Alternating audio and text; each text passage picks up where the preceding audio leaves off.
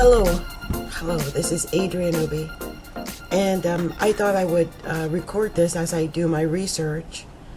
I realized today, I'm probably now in about a week or so in on a really bad sleeping pattern. I can't seem to get off this spiral, and just lots of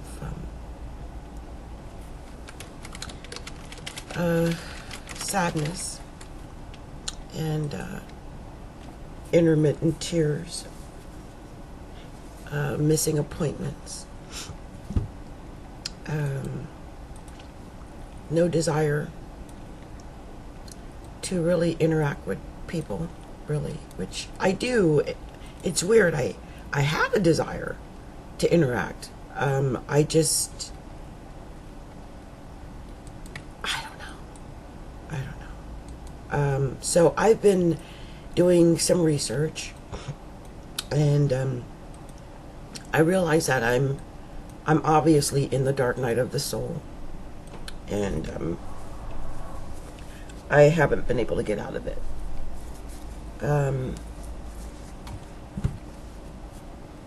It started 10 months ago in October, and I've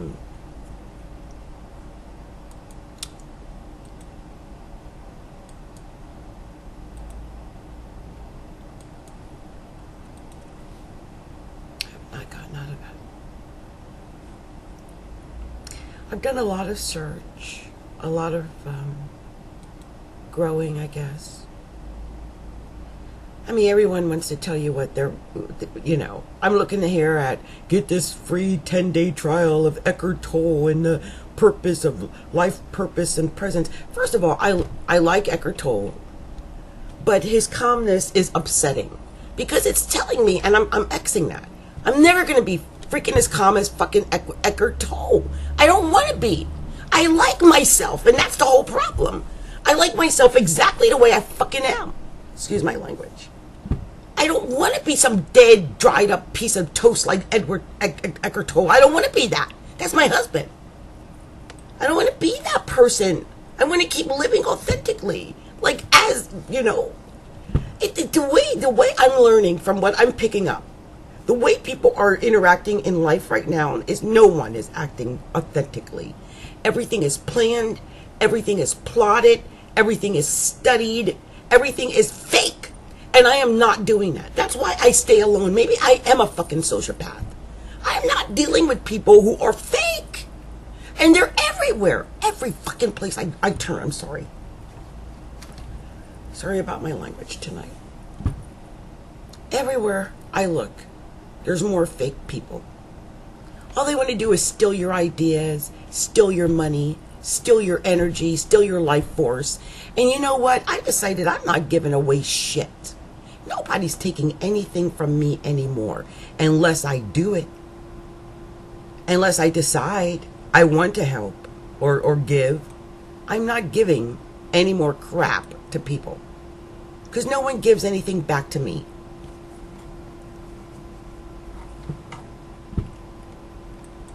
So I know that sounds horrible and cold, but I think maybe this is about me learning to be cold.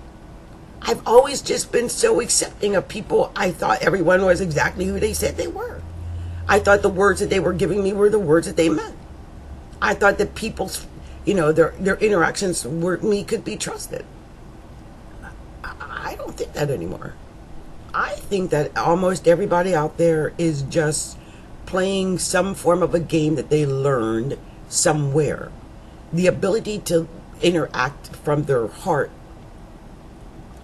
or from some place of authenticity is gone, and it's disgusting. So that's why I don't really talk to anyone so much anymore. Anyway, here's one place I thought, I don't know what's going on with the page, by the way. Hold on for a second. I thought maybe I found something's going on. That's the other thing. That's why I'm like, maybe this is the dark night of the soul, because all I really do or feel like doing is, somewhat cursing out everything. I go from wanting to be, see, in this, what is that? What is that? What was that? Sorry. I go from wanting to be a happy, thoughtful, caring human to this. So I want to look into this because, you know, there's always all this talk about the dark night of the soul. And so, as I've been ranting, I've been looking up different things that we can talk about, you know, the dark night of the soul. This is something I'm on, I guess it's Brianna Wiest. I don't know who she is, but she's got something here, the 18 signs that you're experiencing a dark night of the soul. Otherwise known as an existential crisis. So the dark night of the soul is a spiritual depression, a kind of existential crisis that requires a deep and painful dip that must be experienced before enlightenment. The dark night of the soul is a concept that has been discussed for millennia, typically associated with a poem by St. John of the Cross. It references a sort of spiritual depression or detox. It's something that someone has to go through to wake up. That's what they say. But if you're experiencing it and don't know what's happening, it can be really scary. Number 1, according to Brianna Wiest, and I'm going to read some other people's stuff too, not just hers, but here she has, number 1, you're confused because you feel like you should be happy right now. And that's true. I should be happy. I mean, what am I upset about? I mean, God, the man was abusive to me that I was in the marriage with. In its own way, it was emotionally abusive almost from the day I married him. It's like once he married me, he's like, okay, I reached nirvana. I'm done with her. Let's kick her to the curb. Like, I felt that from almost immediately. Like, he just wanted to get married. Like, nothing else, though. Didn't want to live with me, didn't want to create a marriage with me, didn't want to work out any issues, problems, or have any real life come into it whatsoever. Just wanted to get married, have sex with me in a wedding dress, and that was it. That was it. Nothing else. Nothing else after that mattered. He didn't look beyond having sex on his wedding night in the wedding dress. I think that's what it was. It's sick.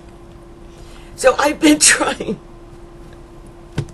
to understand that, because everybody has a right to be who they are. This is a person, obviously, who was always afraid of commitment. He didn't get married he was 57 years old by the time he married me, for the first marriage, supposedly. So there was always that. But it was just the fact that, how do you do that? How do you stay with someone for 5 years, and the only thing you were looking forward to was having sex with her on the wedding night in a wedding dress? Beyond that, you have no interest in the person, in the marriage, in nothing. Sick, in my opinion, because you took someone through, and it's not even that you have a right to have your fetishes. But why'd you pull me into it? You didn't even think about me. I was just a piece of prop. Ugh, it's disgusting.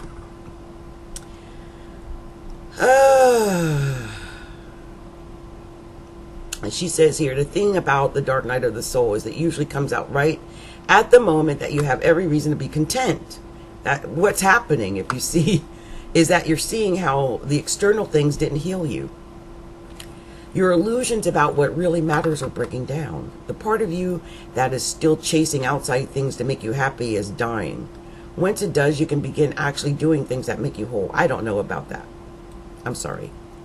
I never did reach out to people. I've got freaking agoraphobia. I stay to myself anyway. I reached out to 1 or 2 people. They both let me down. F people. I'm so done. I'm in this group. I don't even want to go into it. But now I feel like everything I do is I need to protect. Like, and I don't want to feel that way. I want to feel like I can share my ideas freely and no one's going to take my ideas and run off with them and steal them and make them their own. But I don't think that's true anymore. And therefore, I'm becoming even more protective of even my intellectual property. I don't trust nobody now. 2, you start having purge symptoms. So the feeling of being stuck, oh, excuse me.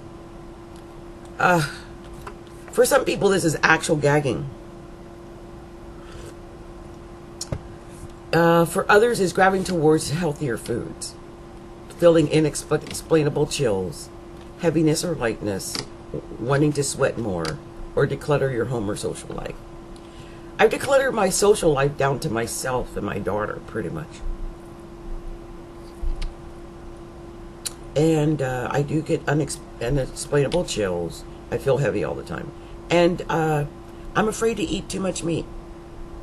I just don't like meat anymore. That much. I mean, I still, like most people, have the desire, cravings for bacon or hamburger. But then when I eat them, I'm not, I'm weirded out by salad too. Like, why can't it last more than 2 days? Anyway. So, number 3, you feel overwhelmingly stuck or lost. Yeah.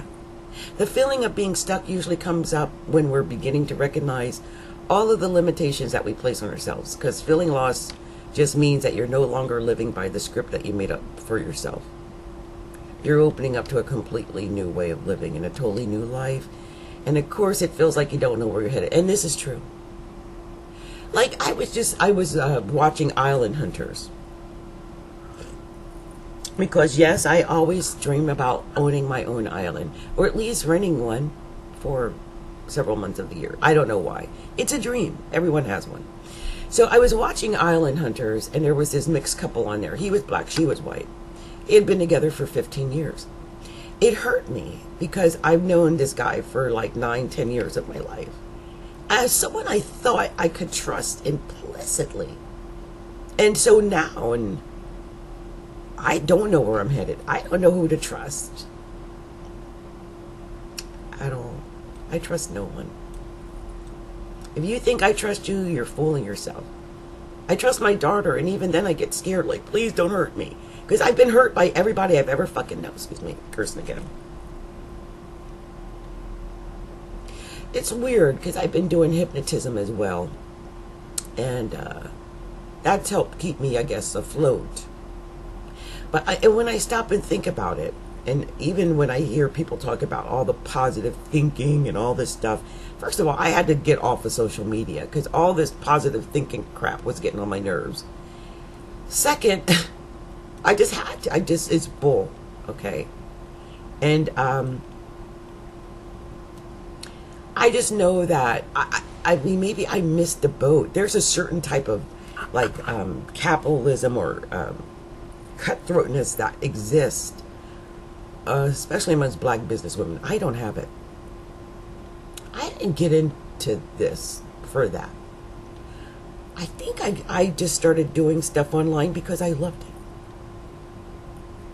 I like feeling happy and making other people feel happy, and I love what I do.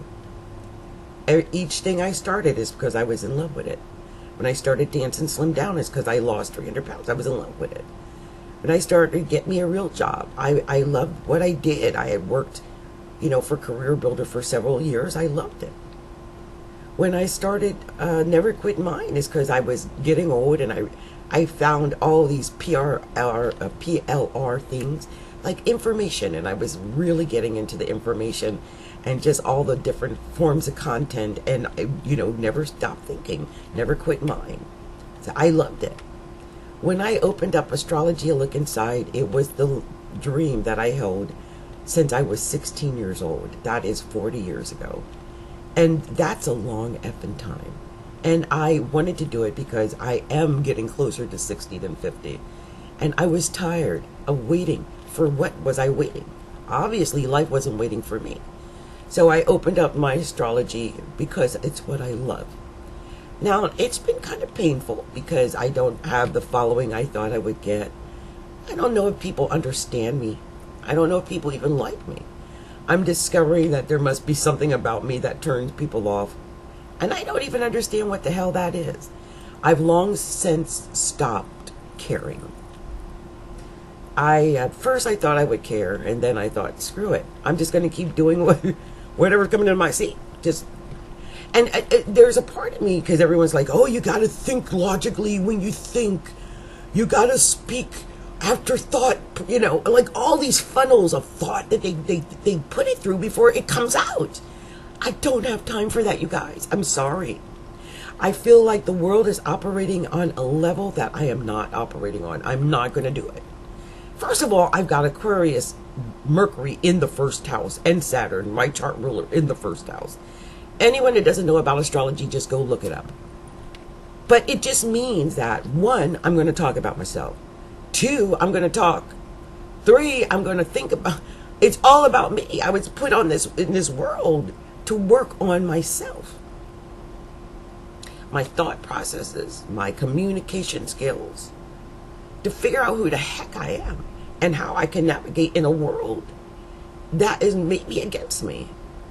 And so, that's how I've been living.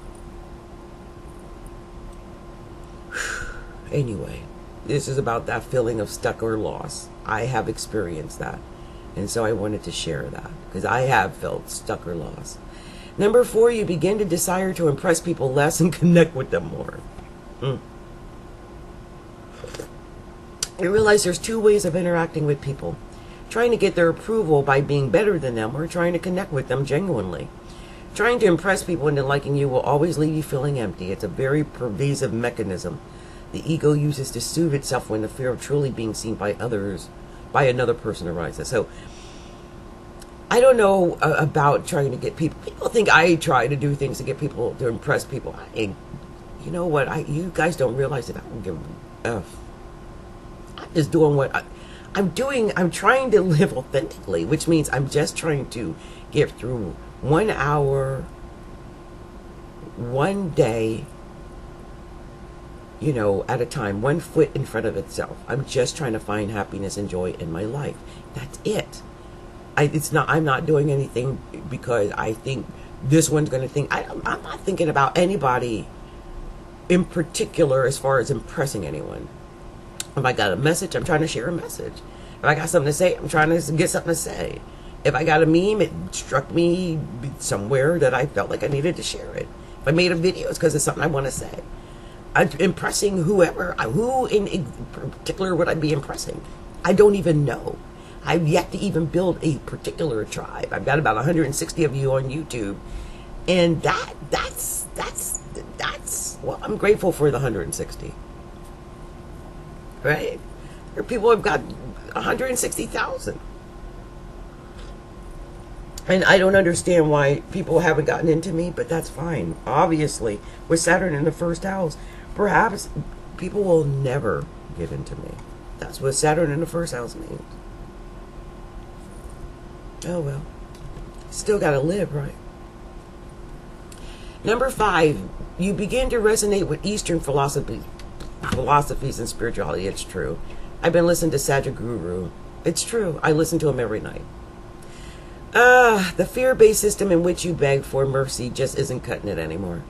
Instead, you're interested in learning how to harness your mind and awaken to your own power for your own healing and for other people's. So it's true. I haven't really gotten into yoga per se, but, listening to the gurus of the Eastern world, that kind of thing. 6, you're having random and intense memories and dreams of past partners, forgotten childhood experiences. So, and yep, it's true. Yeah. It says the energy that you've been ignoring all this time is beginning to diffuse, and you're beginning to open yourself back up to the parts of your subconscious mind you forgot about while you were suppressing other memories. It's funny when they talk about suppressing memories. You don't even realize that you do it. But I think the pain that I'm going through, even with the man I'm about to divorce, is that I have to suppress all the memories of love. I loved him. He just didn't love me. So I've got to suppress all the memories of love, all the memories, period, all the thoughts, expectations, anticipation, hopes, dreams, wishes, everything I had tied into this man and this marriage and this person, because I had to accept that whoever that wasn't real. He was not authentic, and whoever he brought to me was not at all who he really was. He's somebody, he just isn't the man he pretended to be with me. 7, you're radically rethinking your idea of success. It's true. You heard me say it already. I don't know what success means to other people, but I'm listening to some of these women and some of the things that they do, and I have neither the time, energy, patience, or forethought to do any of these things at all for any reason, even if it means I stay poor. I'm not trying to do all that. I'm not. Now, the thing is, they talk about, you got to connect with this one and hobnob with that one. I've yet to do that because I haven't even found anyone in this world I can really trust. How am I going to add someone into a business with me when I can't even find someone I can trust in my own real world?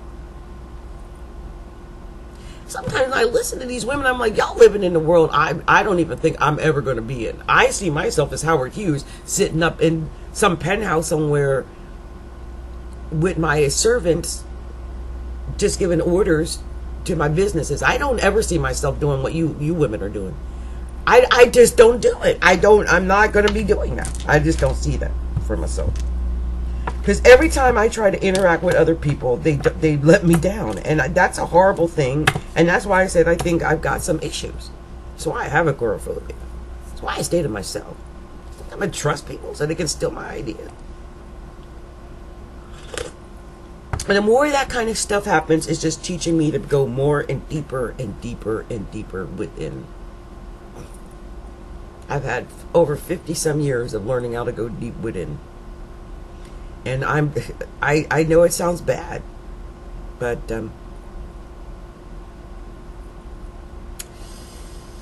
yeah. So you begin realizing that you don't really want any of it anyway. Oh my God. I just said this. Oh, but I really am going through Dark Night of the Soul, aren't I?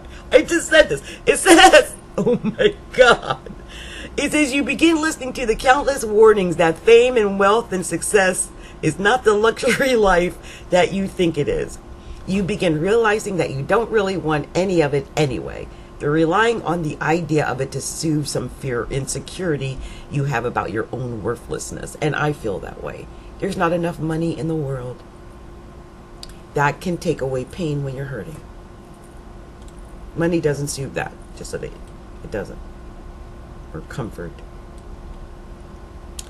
Number 8, you're discovering your inner child again. Whether it's deciding that you want to do something you once loved very much and gave up, like a game or form of art, or even letting yourself be silly now and then, you're letting yourself begin to revert back to your most innocent state.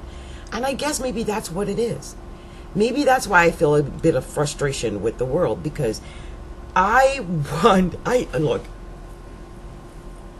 I'm getting to an age right now where all that fake-ish doesn't work for me. I don't got time for it. I don't got time for fake people, fake scenarios, fake friends, fake anything. The moment I pick up any sense of falseness of any kind, I'm dropping you. Because I don't got time for that.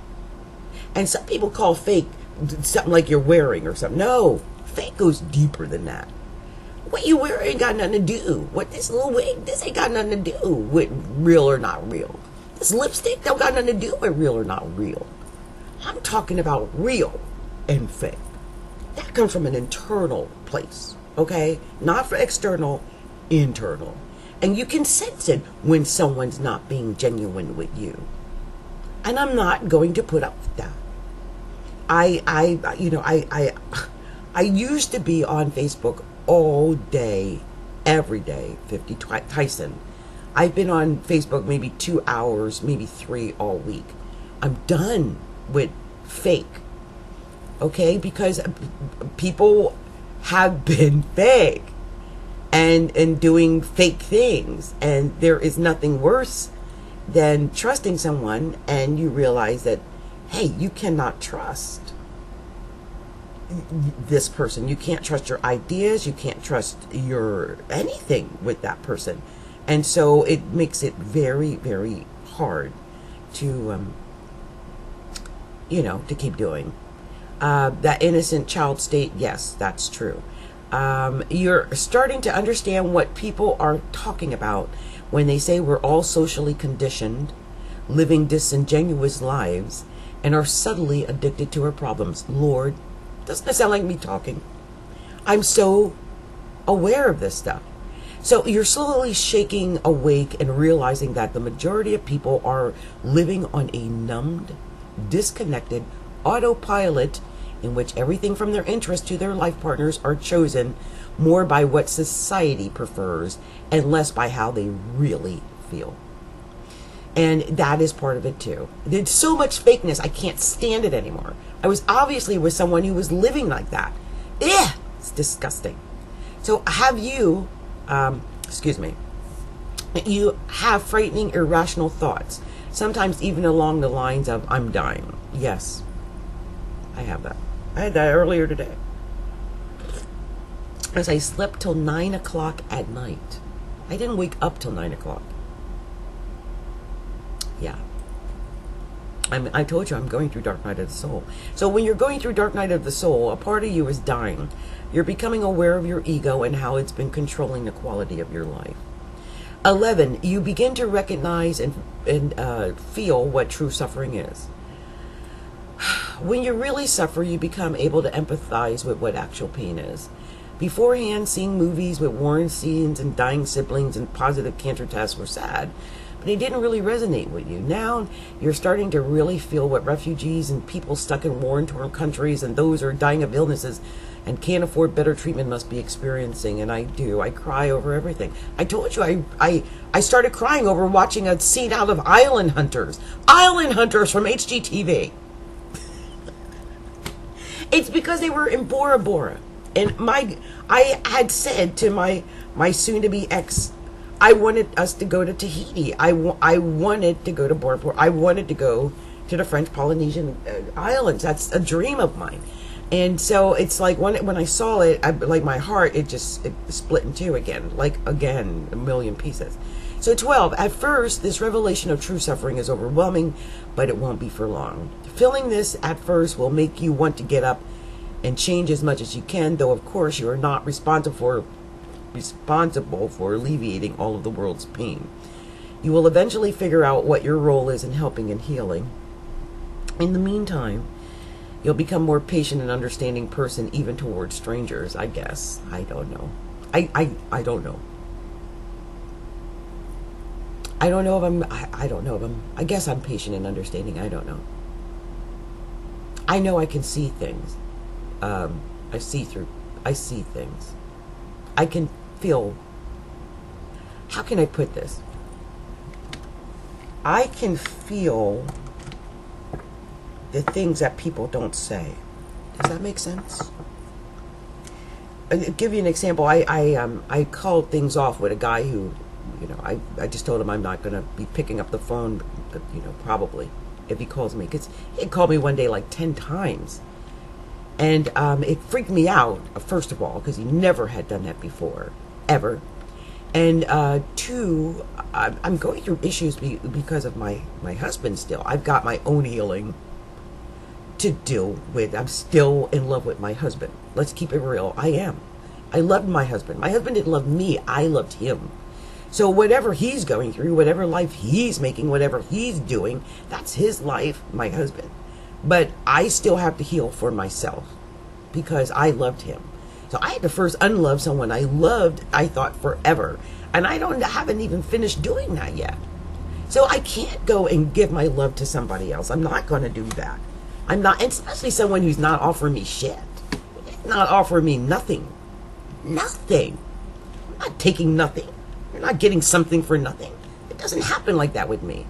So I'd rather be like, psh, back off, back away, leave me alone, leave me alone. I don't want a half-timer, a part-timer. Someone's going to waste my time, take my affections or my heart or my time, because my time is money. I let that guy sit on the phone with me for hours. I will never, ever allow that to happen anymore. Not just with him, with anyone. Unless you are providing me with some reason for us to continue talking like that, I won't be doing that. I'm not going to be giving my, the first thing I realized was I wasn't going to be giving away my ideas and opinions and stuff, telling them my business. You need to tell strangers your business. I didn't know him. He was out there screwing other women. Why should I tell him anything? And I realized, oh my gosh, she's using me as a trick. So I had to end things. Like, I'm not telling my business to people. I just realized I saw it in such glaring reality after I had announced I won the lawsuit. He doesn't even know how much I got. I got $10 for all he knows. But he changed in his attitude toward me. And that let me know that I was dealing with something I needed to let go of. 13, your sleeping habits are irregular. You're hungrier than usual or not hungry at all. You're sometimes so overwhelmed by emotion that you feel like you can't function. Didn't I say I woke up at 9 o'clock? Just a minute ago.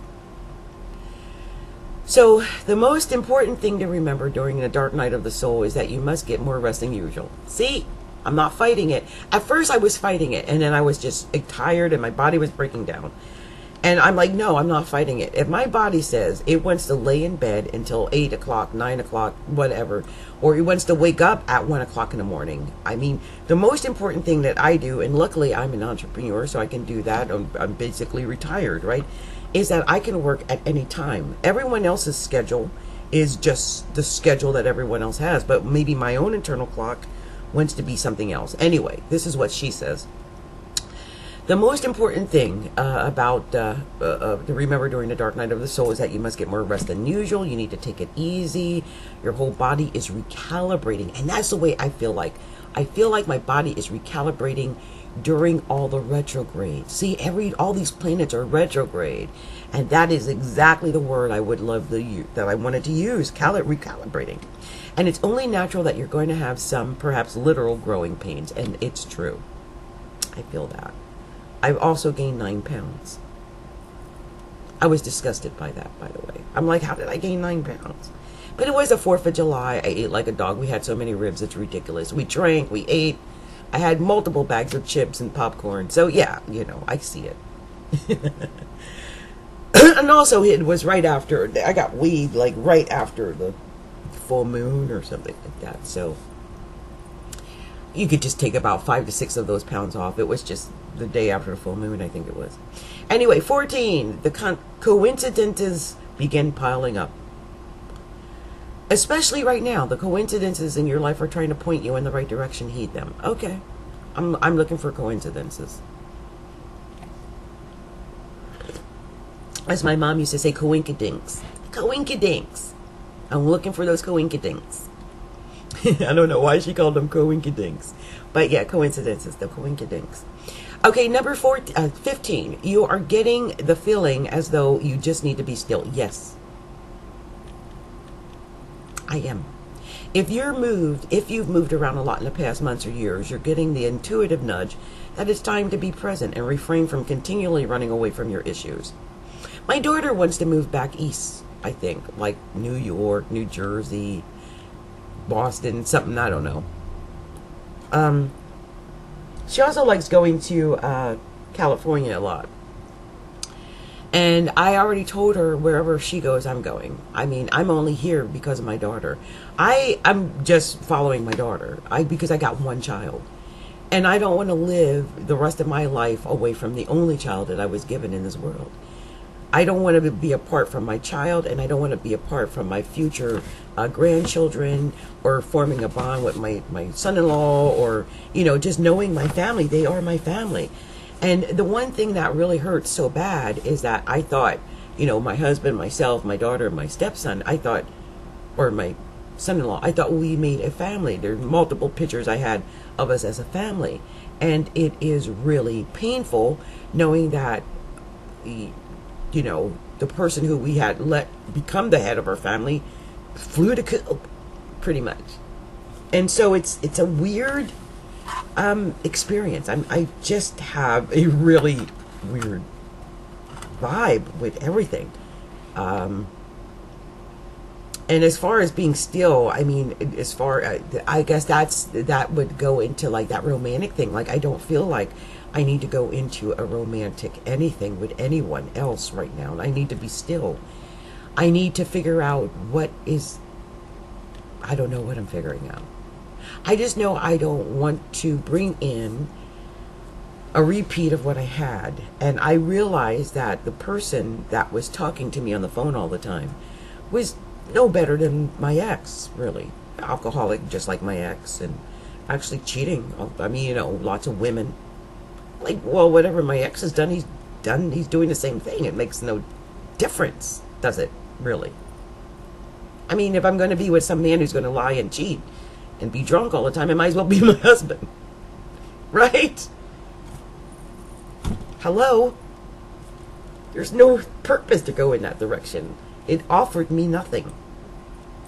And so I know that sounds bad, and I don't want to negate that this person probably thought they were offering something, but I'm looking for a commitment. I was in a commitment, and I don't want to go from being in a commitment into being in a, played. Who wants to do that? I'd rather be alone.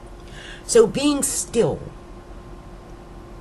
Even if your past adventures had seemed like just that, adventures for the sake of it, there's something profoundly important about being able to stay still where you are and work through whatever emotions arise.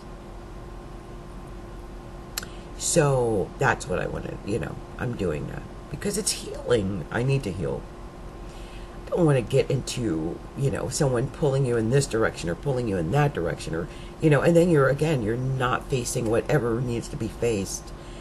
And in my case, I don't want to move on to someone else when I'm still in love with my husband. And I shouldn't be. And everyone's telling me, don't be alone with that man. This and that. And I'm like, you guys, love is a stupid thing, right? I married them because I loved him. I didn't marry him just to be, I don't know why he married me. But I married him because I loved the man.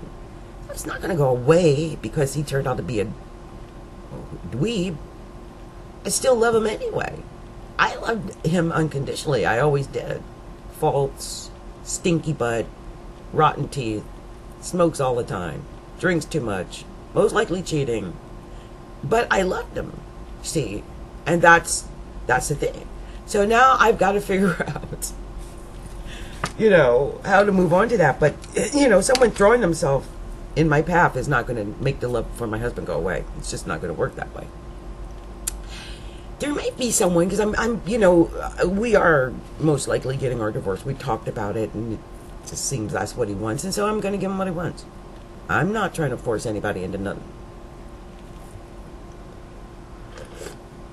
I feel like I'm trying to call in my true love, like my real love, my true love. The person who is going to love me as much as I love them, or more.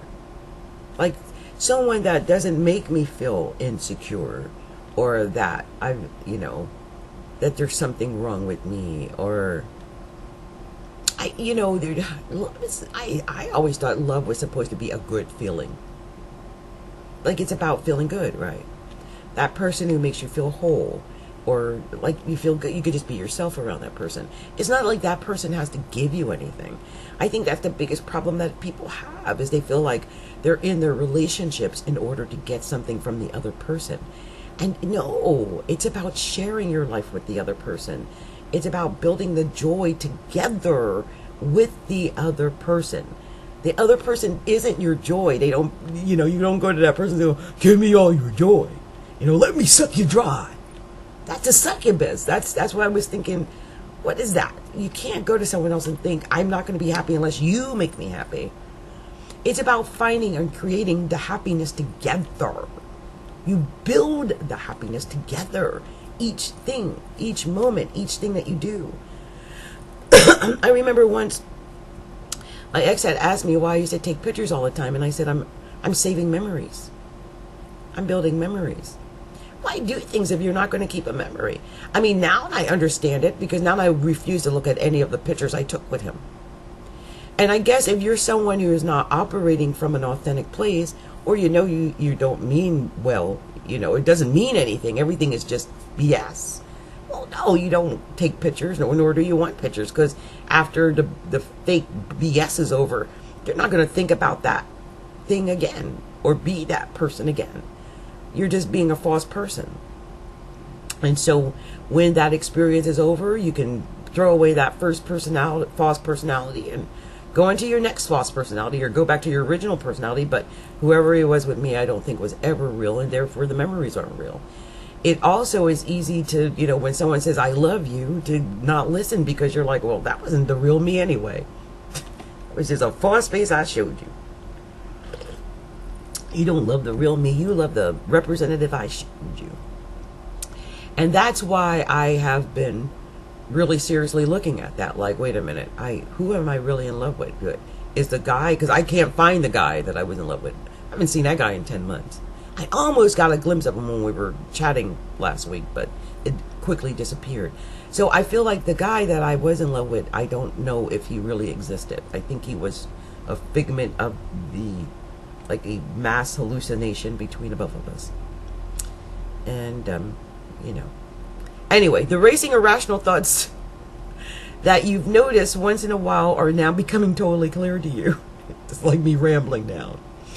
You're realizing how much your brain creates and what it wants to see in reality, and how your biases and subjectivity influence what you feel and experience. So it's true. I'm just talking about that, right? 17, you discover your dormant healing capabilities. Most people who most people who go through spiritual awakenings tend to have inherent gifts they don't realize. They often have the potential to become teachers, counselors, actual energy healers. Because they're sensitive people. Okay, so it's true. I'm an astrologer, and I'm looking at, with the help of a friend who is a master hypnotist, we're going to be adding in some healing into what I do. And it's weird that this is there, because I often, when I do my astrology readings or reports, I am often at the end, I want to give them that healing, that their heart and soul and spirit. Like, some people are literally in tears when they're talking with me, and they're broken up.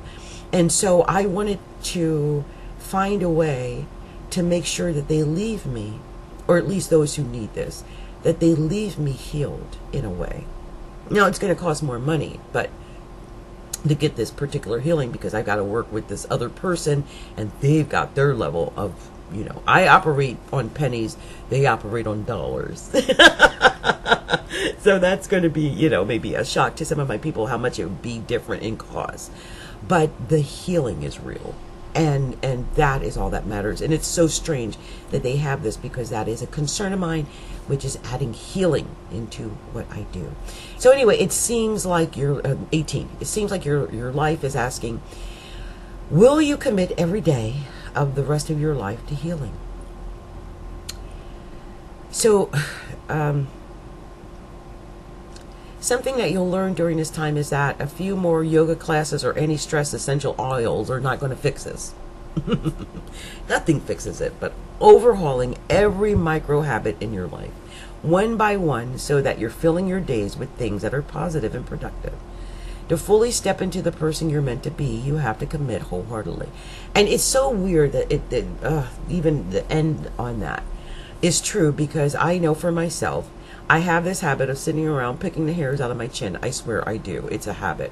It's one I picked up from my mother, who sat around picking the hairs out of her chin. And one I hope my daughter doesn't do, because she's got hairs growing out of her chin. It's part of our family problem. And my obsession with my light skin, every hair I see, I'm like, it's gotta go, it's gotta go. So but sometimes I realize that I can spend an hour just like thinking, drifting off, plucking out my chin, thinking about the world, like pondering the world, like, is my chin soft? Is there any hairs anywhere? Am I perfect? No. Now, I could get the no. They have that too, the no words on there. But it's the idea that it's one of those things that I've done and created in my life that is a time waster. And that, it's a micro habit in my life, like she says, and I have to overhaul it. And yes, it is about healing my face, right? And my issues with my skin and my chin. But I have to do it in a different way, that I'm not spending all that time wasted doing that. So anyway, I thought, Brianna Wiest, thank you for coming up with those 18 thoughts or 18 signs that you're experiencing a dark night of the soul. I obviously have been experiencing a dark night of the soul. I'm going to discuss this more, but I realized I'm at 45 minutes and I don't want to go too much on each one. I've got more dark night of the soul information to share, but this one was just a study on the work of Brianna Wiest. Okay, and thank you once again, Brianna, for those 18 habits or signs, and I could relate to almost every one of those signs, and whoever else might have needed to hear this, perhaps you can relate to those 18 signs as well. Okay, well, this has been Adrienne Obey, Capricorntigress of astrologyaLookInside.com. You can also find me at AdrienneObeyHQ.com. I have astrology work there as well. That's my headquarters. You can find me on Facebook at facebook.com/astrologyaLookInside. And although we have an Instagram, an Astrology Look Inside on Instagram, I don't have a cell phone. I have not been, it's not recognizing anything I add there. I don't know what's going on with that. Also, you can find me on Patreon at patreon.com/Capricorntigress. And you can order from Calendy.com, Astrology Look Inside.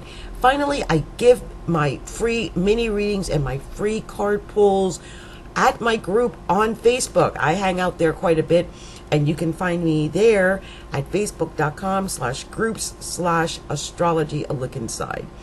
Anyway, it's been Adrienne. It's been a pleasure. Much love and light. Thanks for letting me give that review on Brianna Wiest's 18 signs. And anyone who's gone through the dark night of the soul, I wonder if it resonated with you. Please share, if you've gotten anything out of that. All right. Much love and light to all. Bye now.